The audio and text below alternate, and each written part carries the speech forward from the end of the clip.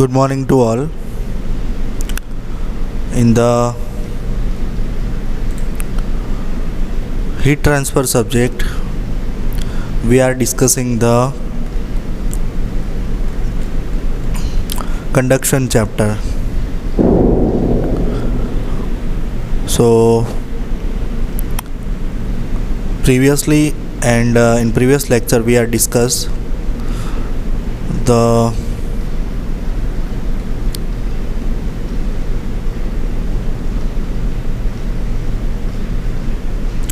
conduction, and in previous lecture we discussed the Fourier's law apply for the heat conduction. Okay, so let's recall it and start our today's topic. So basically Fourier's law state that the rate of heat transfer or heat flow by conduction through a uniform material, okay, जो uniform मतलब fix होना चाहिए, और uniform that means the molecule size and shape और at each point, okay, it will be the same. That means a uniform. It is directly proportional to the area nominal to the heat transfer, heat direction, and the heat flow, the temperature gradient in the direction of the heat flow. So it will be given by Q is proportional to the A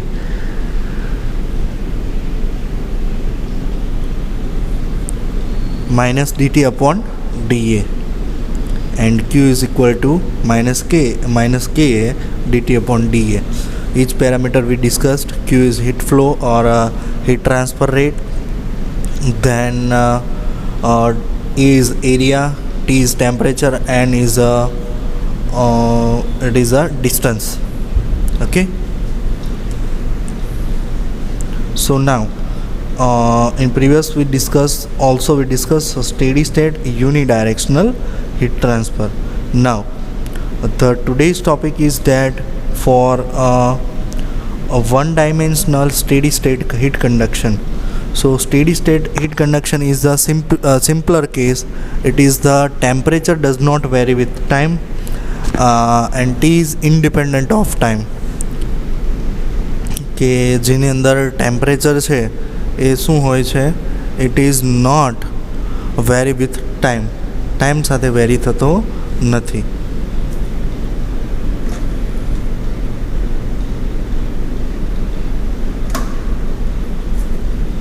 Okay, so it will not change with respect to time and function of position in the conducting solid. One dimensional heat conduction implies that the temperature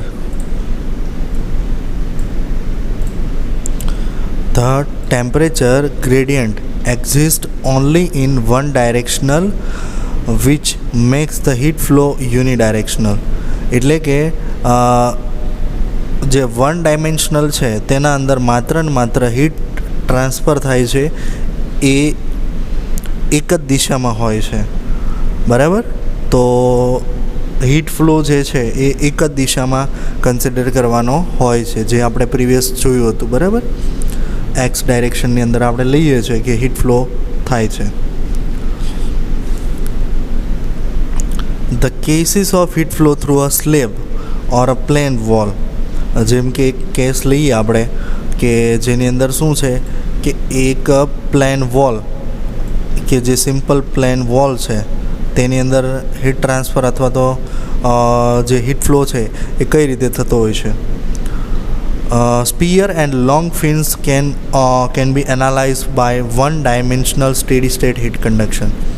તો એની અંદર જે analysis આપણે કરવાનું વિચારીએ છીએ, બરાબર, તો એ plane wall હોઈ શકે છે અથવા તો સર્ક્યુલર સિલિન્ડર છે, સ્ફિયર છે, લોંગ ફિન્સ છે. Okay, that can be analyzed by one dimensional steady state heat conduction. And in the discussion to follow we will treat heat flow to be x directional only. Okay, so here is the main point it is heat flow જે છે એ x ડાયરેક્શનમાં થાય છે. In discussion to follow, we assume that K does not vary with temperature.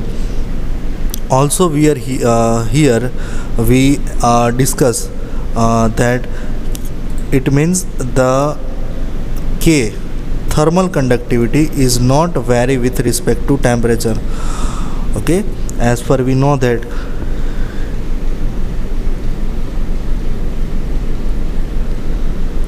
the thermal conductivity is change.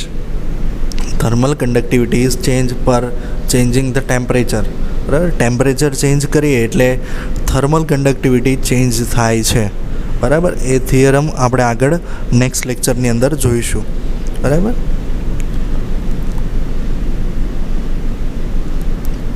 So now let start uniform thickness હોય જેવા સ્લેબની અથવા તો plane વોલની, તો તેના અંદર થતું હીટ કન્ડક્શન, હીટ ટ્રાન્સફર આપણે જોવાનું છે. સો here it is R given that માની લો કે as per show in figure 2.1 heat conduction થાય છે એ એક સ્લેબની અંદર થાય છે, અથવા તો સ્લેબની જગ્યા પર તેને કહી શકાય કે પ્લેન વોલ, એક પ્લેન વોલ છે. બરાબર, તો સૌથી પહેલાં શું થશે, as per is show in figure કે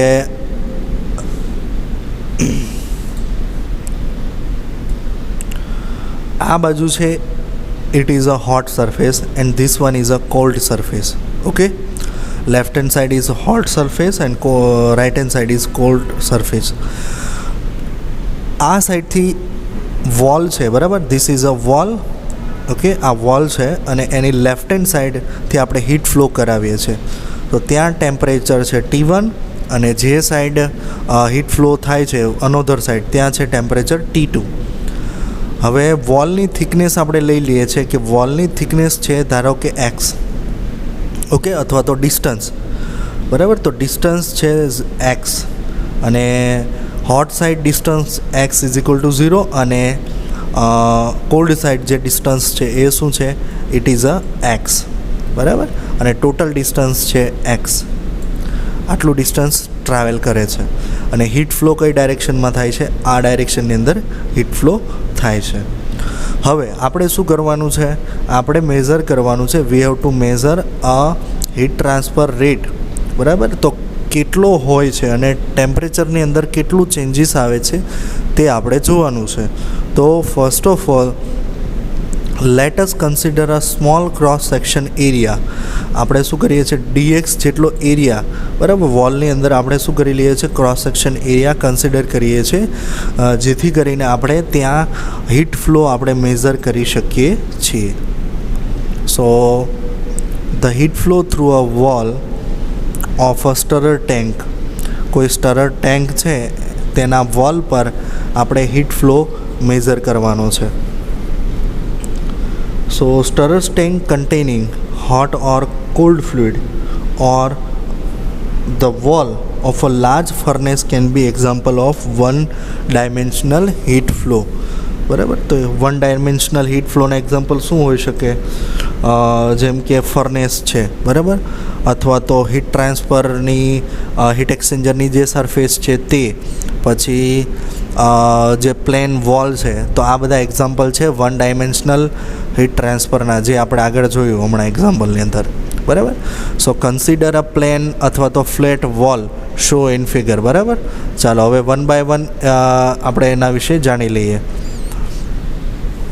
consider that the wall is made up from material of thermal conductivity K and it is a uniform thickness x and constant cross sectional area A. Wall consider કરવાની છે, તેની thermal conductivity K assume કરવાની છે and uniform thickness, તેની thickness છે એ શું રાખવાની છે, x. એટલે કે યુનિફોર્મ થિકનેસ બધી જ જગ્યાએ એક સરખી છે and it is a x. And constant cross sectional area A છે, તેનો એરિયા શું છે, A. and assume that K is independent of temperature and area of wall is very large in comparison with the thickness of, so that the heat losses from the edges are negligible.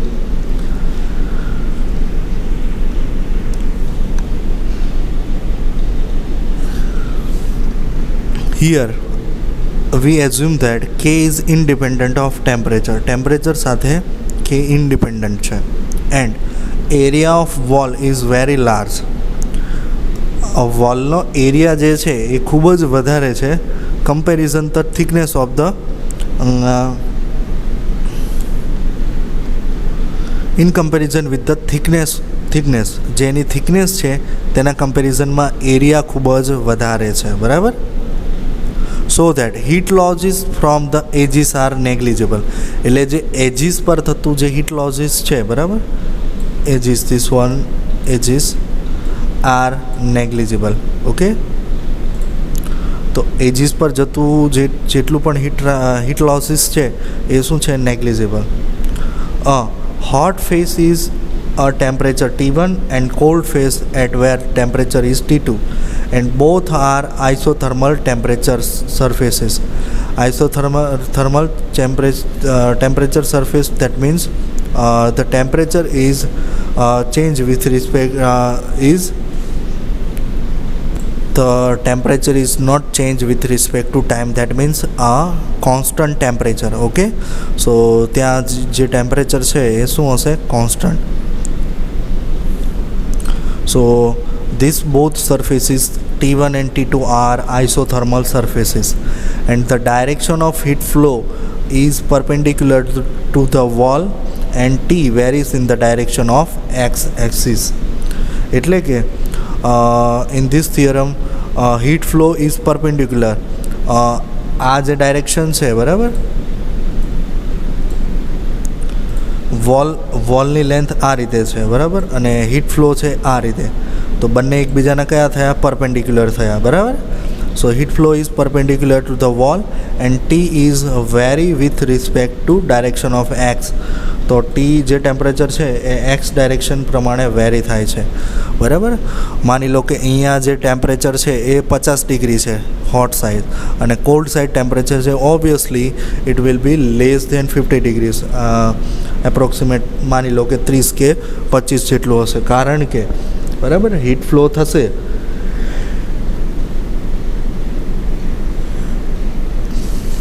બરાબર. એટલે શું થશે? જે distance પ્રમાણે શું થશે? Temperature ઘટશે. ફુરિયર્સ લોની અંદર આપણે જોયું એ પ્રમાણે.